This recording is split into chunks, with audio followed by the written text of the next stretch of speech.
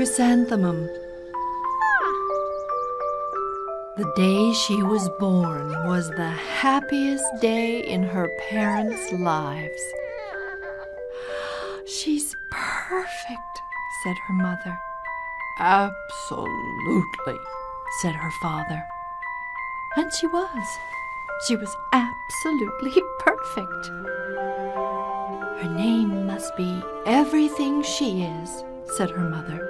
"Her name must be absolutely perfect," said her father. And it was. Chrysanthemum. Her parents named her Chrysanthemum.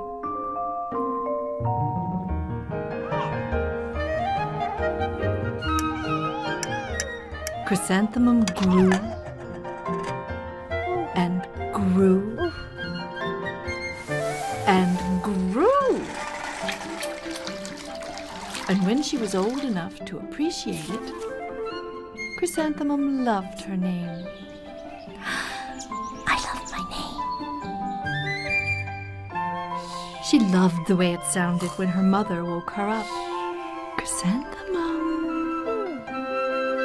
She loved the way it sounded when her father called her for dinner. "Chrysanthemum." And she loved the way it sounded when she whispered it to herself in the bathroom mirror. "Chrysanthemum. Chrysanthemum, chrysanthemum, chrysanthemum." Chrysanthemum loved the way her name looked when it was written with ink on an envelope. She loved the way it looked when it was written with icing on her birthday cake. And she loved the way it looked when she wrote it herself with her fat orange crayon. Chrysanthemum, chrysanthemum, chrysanthemum. Chrysanthemum thought her name was absolutely perfect. And then she started school.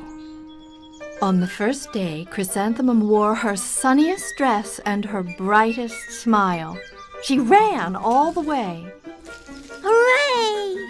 said Chrysanthemum. "School!"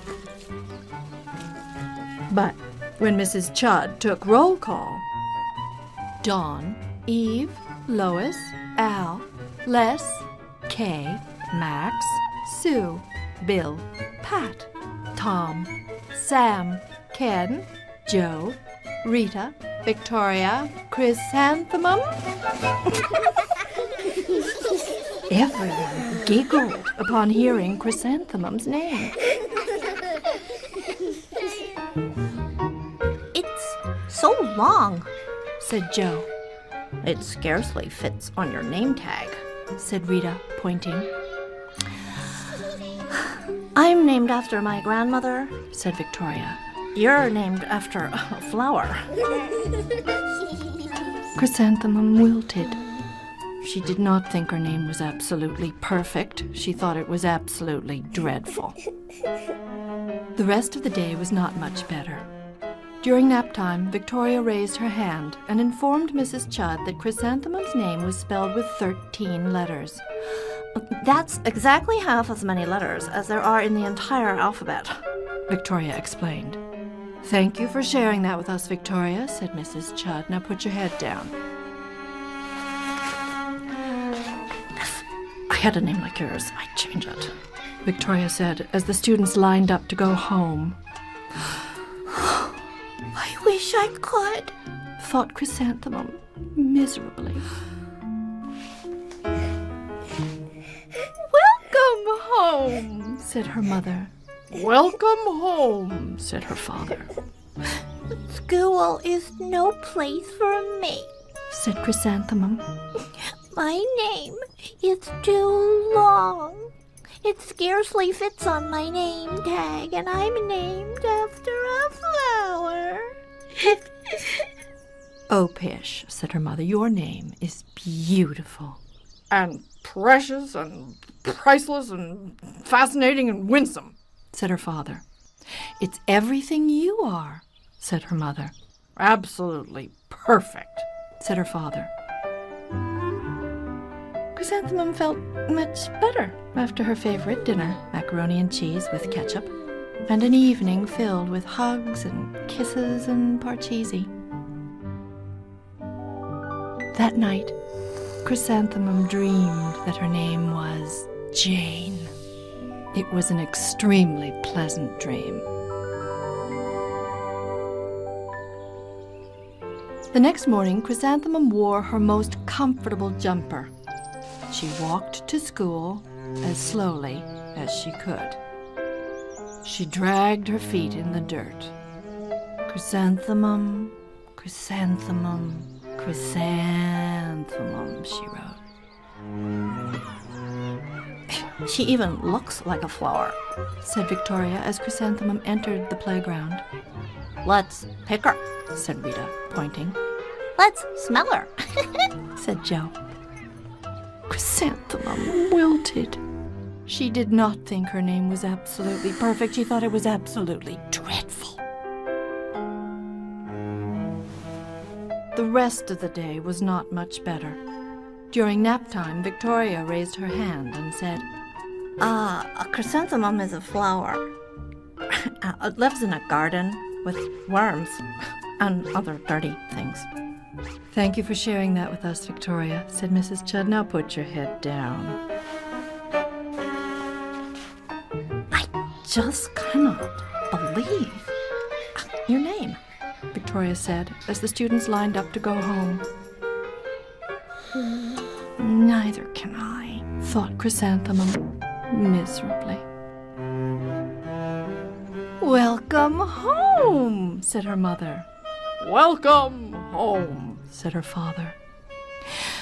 School is no place for me, said Chrysanthemum. They said I even look like a flower. They pretended to pick me and smell me.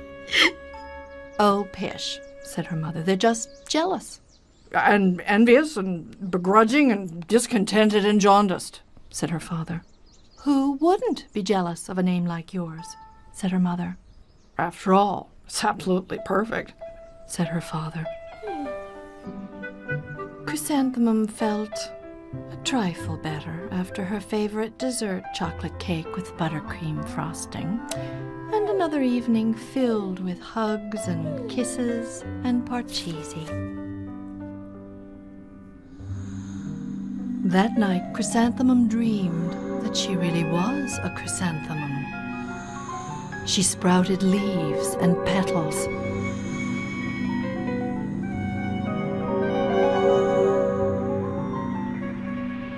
Victoria picked her and plucked the leaves and petals one by one until there was nothing left but a scrawny stem.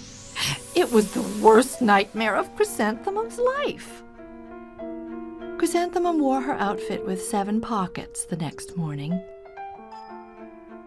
She loaded the pockets with her most prized possessions and her good luck charms. Chrysanthemum took the longest route possible to school. She stopped and stared at each and every flower. Chrysanthemum, chrysanthemum, chrysanthemum, the flowers seemed to say. That morning, the students were introduced to Mrs. Twinkle, the music teacher. Her voice was like something out of a dream, as was everything else about her. Twinkle, twinkle, little star, how I wonder what you are. Up above the world so high, like a diamond in the sky. The students were speechless. They thought Mrs. Twinkle was an indescribable wonder. They went out of their way to make a nice impression. Mrs. Twinkle led the students in scales.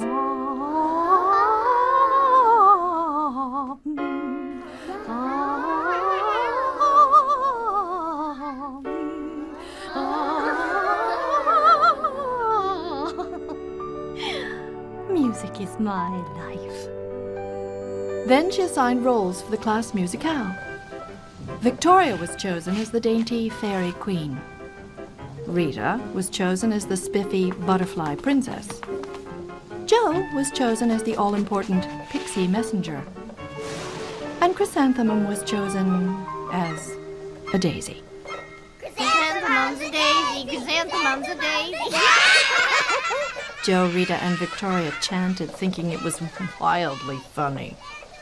Chrysanthemum wilted.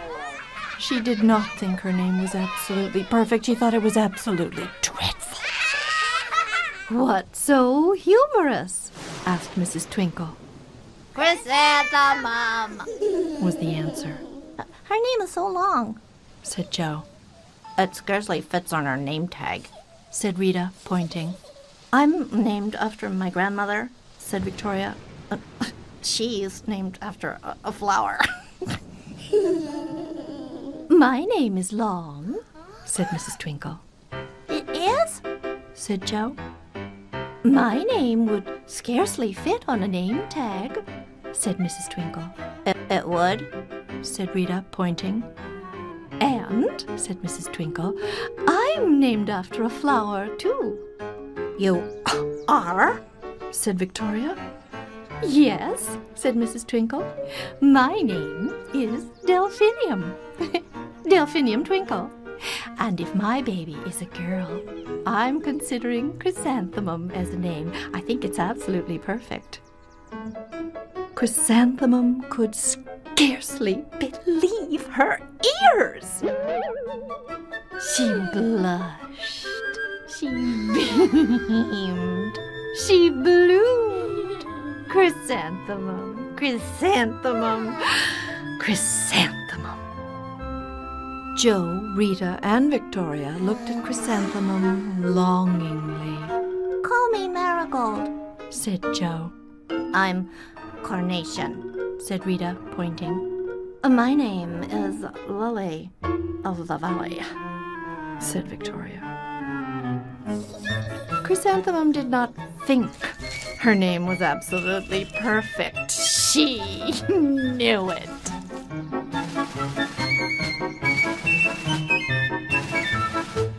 Epilogue. Overall, the class musicale was a huge success. Chrysanthemum was absolutely perfect as a daisy.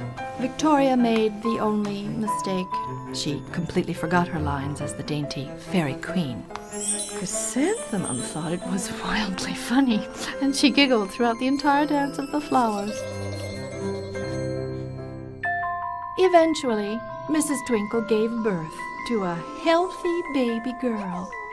And of course, she named her Chrysanthemum.